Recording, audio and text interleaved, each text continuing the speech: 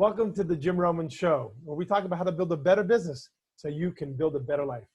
I'm your host, Jim Roman, and today's episode, we're going to be talking about routines, why they're important, how to create them to rock your results, and ultimately how to apply those principles. So welcome to this new episode of Jim Roman Show. So I want to talk about why this is important and ultimately how this came about. So over the last couple of weeks, people have been sharing with me they have not been as productive as they would like. In particular, I was talking to a client 2 weeks ago, and he felt that he was out of his routine working from home versus working in the office. And he mentioned that he didn't have the same computer setup as he does in his office. And I noticed that his affect was a little down, and I pointed it out to him. And he appreciated me observing that he was a little down. And we talked a little bit about this, went into his coaching session. As we finished up, I encouraged him to consider getting a new computer setup or going to the office and grabbing his setup and bringing it home. Because I think that would have helped him to be more positive and more productive. Well, I'm happy to say that later that week, Thursday, I received a text that he did exactly that. He got a new computer set up at home and he felt more productive.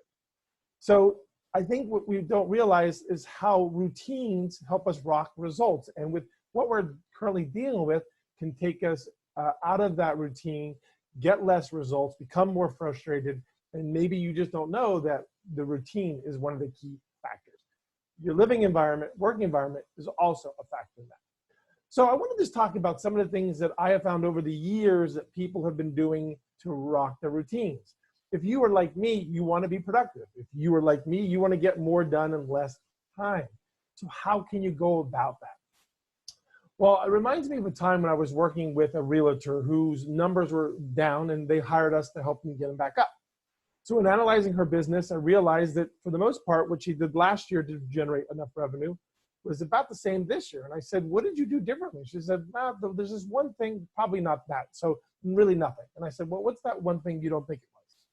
And she shared with me that she got her nails done last year, but it probably couldn't be that. Well, as her coach, I encouraged her to consider implementing getting her nails done to see what happens. So interesting enough, 2 months later, I reached out to her, see how she's doing. I noticed from her reports that her numbers were up. And she shared with me that she started getting her nails done again, and that was the key thing. Now, she shared with me it wasn't that she was getting her nails done as much as it was giving her time to think about her business and work on her business. In other words, she was getting her nails done so she couldn't answer emails, answer texts, answer her phone. So she just took that time to reflect on her business. But she hadn't been doing that for a long time. My question to you is, what's that one routine? What is that one thing that you could be doing to take time for yourself to work on your business so that you can get better results? Let me give you another example. I was working with a mortgage person many, many years ago, and he happened to share with me that he had this routine of walking his dog, and he hated walking his dog. And I shared the story of the realtor who was getting her nails done and how that helped her. And next you know it, a couple of weeks later, I get a call at 7 o'clock in the morning, which normally I don't pick up my phone at 7 a.m.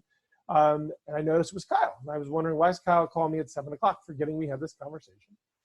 I answered. He was enthused. He says, guess what I'm doing? Guess what I'm doing? I'm like, I'm thinking 7 o'clock in the morning. I don't know what you could be doing. He says, I'm walking my dog. And I'm like, okay. Because, well, not only am I walking my dog, I'm working on my business. I'm thinking about my business. I'm thinking about my day. I'm thinking about my week.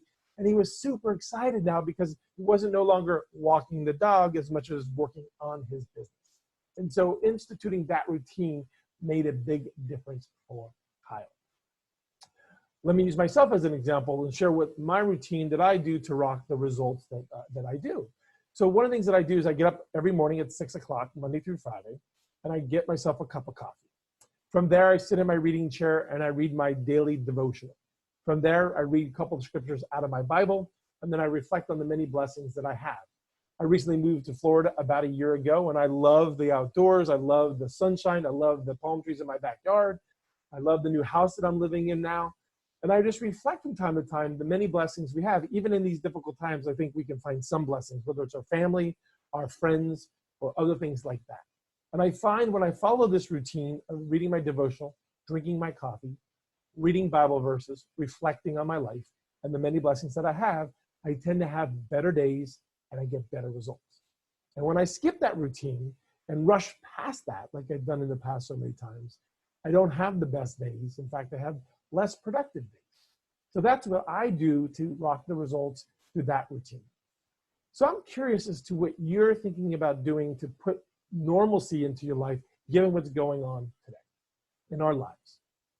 Could you create me time, getting away from the rat race of life, or getting away from the noise and interruptions that we have in our life, and maybe going for a walk? I remember working with a life insurance agent, and one of the routines that he had was going to the gym.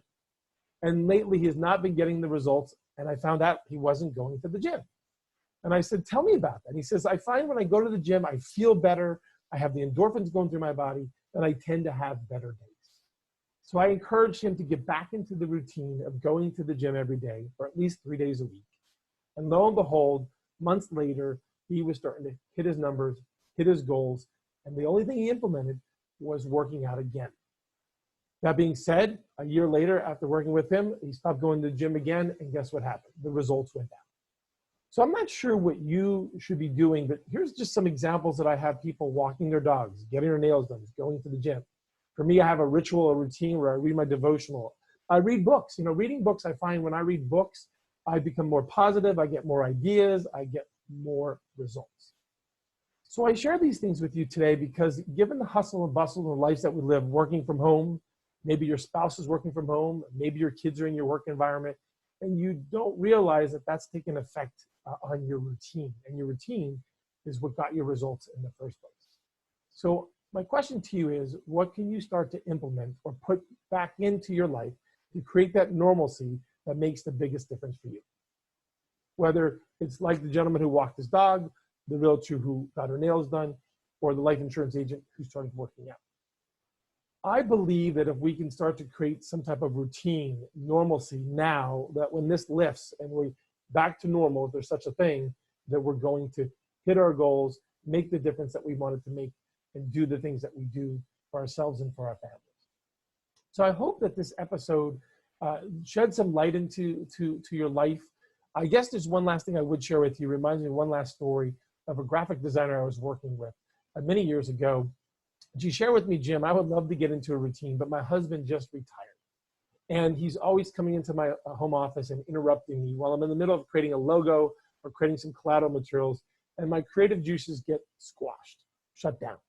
What do I do in that situation?